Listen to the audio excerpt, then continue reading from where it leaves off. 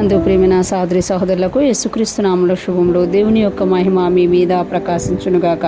ఈరోజు దేవుడు మనకిచ్చిన మాట ఆమోసు గ్రంథము 4వ అధ్యాయము 8వ వచనం. 2-3 పట్టణములు వారు నీళ్లు త్రాగుటకు ఒక పట్టణమునకే పోగా అచ్చటి నీరు వారికి చాలకపోయెను. అయినను మీరు నా తట్టు తిరిగిన వారు కారు, ఇదే యెహోవా వాక్కు. ఈ మాటలు ఆమోసు ప్రవక్త ద్వారా ఆ దినాలలో ఉన్న ఇశ్రాయేలీయులకి దేవుడు ప్రవచన రూపంగా తెలియజేస్తున్నట్లు మనం ఇక్కడ చూడగలం అనమాట. ఇక్కడ చూస్తే నీటి అద్దడి ఉన్నట్టు మనం చూడగలం అనమాట. వర్షాలు పడకపోవడం వల్ల ఆ భూగర్భ జలాలు ఎండిపోవడం వల్ల 2-3 పట్టణములు వారు నీళ్లు త్రాగుటకు ఒక పట్టణమునకే పోగా, అంటే 2-3 పట్టణాలు కలిసి, అక్కడ 2 అయినా ఉండొచ్చు, 3 పట్టణాలైనా ఉండొచ్చు, అవన్నీ కలిపట ఒక పట్టణమునకు పోగా, అంటే ఒక పట్టణంలో ఉన్న నీళ్లు 2-3 పట్టణాలకు సరిపోవాలంటే సరిపోవు కనుక అచ్చట నీరు వారికి చాలకపోయెను. అంటే వర్షం పడకపోవడం వల్ల, నీరు లేకపోవడం వల్ల ఒక పట్టణం వారు ఇంకొక పట్టణానికి వెళ్తున్నట్టు మనం చూడడం. నీళ్లు త్రాగుటకు ఒక పట్టణమునకే పోగా, అంటే నీళ్లు త్రాగడానికి కూడా లేవు అని ఇక్కడ తెలియచేయబడుతుంది అనమాట.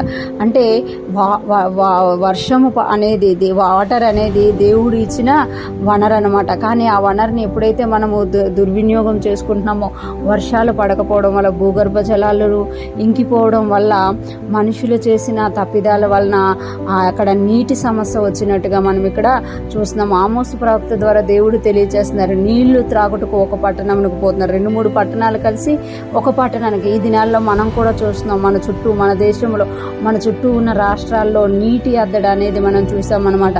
అలాగా జరగడానికి జరిగిన మీకు నీరు చాలకపోయినా, అయినను మీరు నా తట్టు తిరిగిన వారు కారు, ఇదే యెహోవా వాక్కు. అయినను అంటే నీరు మీకు చాలకపోయినా మీరు ఏవేవో ప్రయత్నాలు చేసుకొని ఏవేవో కొట్లాట్లు పెట్టుకుంటున్నారు, కానీ నా వైపు తిరిగిన వారు కారు అంటున్నారు. నా తట్టు తిరిగిన వారు కారు అంటే దేవుని వైపు ఎందుకు తిరగాలి అంటే, ఈ సృష్టికి అంతటికి కారణం దేవుడే అనమాట.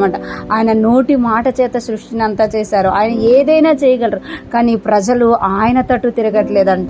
నీటి అద్దడి ఉన్నప్పుడు, ఒక పట్టణానికి 2-3 పట్టణాలకి నీరు కొరత ఉన్నప్పుడు, ఆ పట్టణాలు దేవుని వైపు తిరిగి పశ్చాత్తాపడినప్పుడు దేవుడు భూగర్భ జలాలని పెంచే దేవుడుగా, వర్షాలని సకాలంలో పంపించే దేవుడుగా మన దేవుడు ఉన్నారు అని తెలియచేయబడుతుంది అన్నమాట.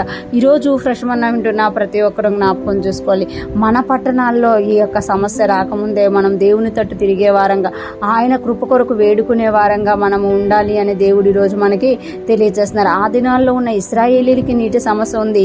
ఈ దినాల్లో నివసిస్తున్న మన చుట్టూ ఉన్న రాష్ట్రాలకు కూడా నీటి సమస్య ఉంది అనమాట. కనుక మన రాష్ట్రాల్లో నీటి సమస్య రాకముందు మనము దేవుని వైపు చేతులెత్తే వారంగా, మన పక్షమున, మన ప్రజల పక్షమున మన ప్రజల పాపాలు ఒప్పుకొని ఆయన తట్టు చూసే వారంగా మనం ఉన్నప్పుడు దేవుడు మన యొక్క నీటిని ఆశీర్వదించే దేవుడుగా ఉన్నారు. అటువంటి కొరత రాకుండా ఆయన తట్టు తిరగడం వల్ల ఆయన సమృద్ధిగా మనకి జలములనిచ్చే దేవుడుగా ఉన్నారు. ఈరోజు ఫ్రెష్ మన్నా వింటున్న ప్రతి ఒక్కరూ కూడా మన ప్రాంతాల కొరకు మనం దేవుని వైపు తిరిగే వారంగా, దేవుని తట్టు తిరిగే వారంగా, నీటిని సంపాదించుకునే వారంగా, భూగర్భ జలాల్ని పెంపొందించుకునే వారంగా ఉందుముగాక.